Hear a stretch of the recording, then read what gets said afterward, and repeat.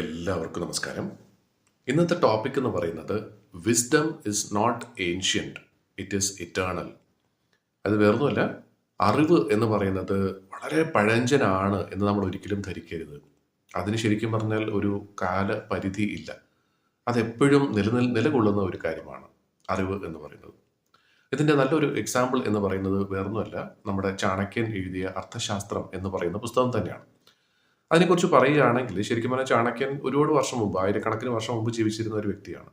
പക്ഷെ അദ്ദേഹം അർത്ഥശാസ്ത്രം എഴുതുമ്പോൾ അദ്ദേഹം മനസ്സിലാക്കിയ കാര്യം മാത്രമല്ല, അദ്ദേഹത്തിൻ്റെയും പൂർവികർ പറഞ്ഞ കാര്യങ്ങൾ പല പല ഗ്രന്ഥങ്ങളിലായിട്ടും പല പ്രഭാഷണങ്ങളിലായിട്ടും പറഞ്ഞിട്ടുള്ള പല കാര്യങ്ങളും ചേർത്തുകൊണ്ടാണ് അദ്ദേഹം അർത്ഥശാസ്ത്രം എന്ന് പറയുന്ന ആ ഒരു പുസ്തകം എഴുതിയത്. അപ്പോഴും ശരിക്കും പറഞ്ഞാൽ അന്നത്തെ കാലത്ത്, അത് ചാണക്യൻ ജീവിച്ചിരുന്ന കാലത്ത് രാജാക്കന്മാരുടെ ഒരു കാലമായിരുന്നു. ആ കാലത്തേക്ക് ആവശ്യമുള്ള അല്ലെങ്കിൽ പാലിക്കേണ്ടതായിട്ടുള്ള കുറേ കാര്യങ്ങളാണ് അദ്ദേഹം എഴുതി വെച്ചിരിക്കുന്നത്. അത് ഇന്നത്തെ കാലത്ത് അതിന് പ്രസക്തി ഉണ്ടോ എന്നുള്ളതാണ്, റെലവൻസ് ഉണ്ടോ എന്നുള്ളതാണ് പലപ്പോഴും ആളുകൾ ചിന്തിക്കുന്നത്. എന്നാൽ ശരിക്കും പറഞ്ഞാൽ ഇന്നത്തെ കാലത്തും വളരെയധികം റെലവൻസ് ഉള്ള ഒരു ഗ്രന്ഥമാണ് അർത്ഥശാസ്ത്രം എന്ന് പറയുന്നത്. അർത്ഥശാസ്ത്രം എന്ന് പറയുന്നത് ഒരു ഉദാഹരണമായിട്ട് പറഞ്ഞു എന്ന് മാത്രമേ ഉള്ളൂ.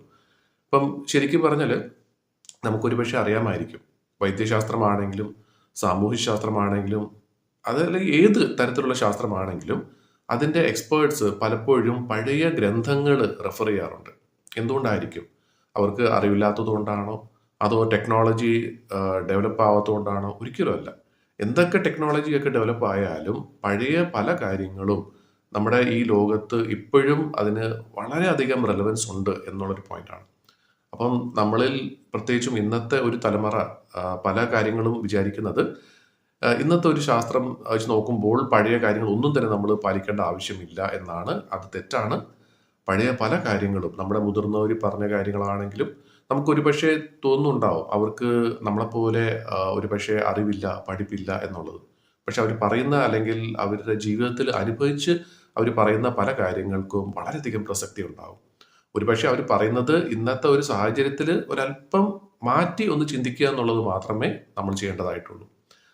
ലോകത്ത് ഉള്ള അറിവെല്ലാം തന്നെ, ആളുകളിലാണെങ്കിലും പുസ്തകങ്ങളിലാണെങ്കിലും നമുക്ക് കിട്ടുന്ന അറിവ് ശരിക്കും വളരെയധികം എന്താ പറയുന്നത്, ഇമ്പോർട്ടൻസ് ഉള്ള ഒരു കാര്യമാണ്. അതിനെ അതിൻ്റേതായിട്ടുള്ള രീതിയിൽ കാണുക, അതിൽ നിന്നും നമുക്ക് ആവശ്യമുള്ള കാര്യങ്ങൾ എന്താണോ മനസ്സിലാക്കുക, അത് ജീവിതത്തിൽ പ്രായോഗികമാക്കുക. ഇത് ചെയ്താൽ മാത്രം മതി നല്ലൊരു ജീവിതം നമുക്ക് നയിക്കാനായിട്ട്. ഇതെല്ലാവർക്കും നല്ലൊരു ഇൻഫർമേഷൻ ആയി കാണും എന്ന് വിശ്വസിക്കുന്നു. നമസ്കാരം.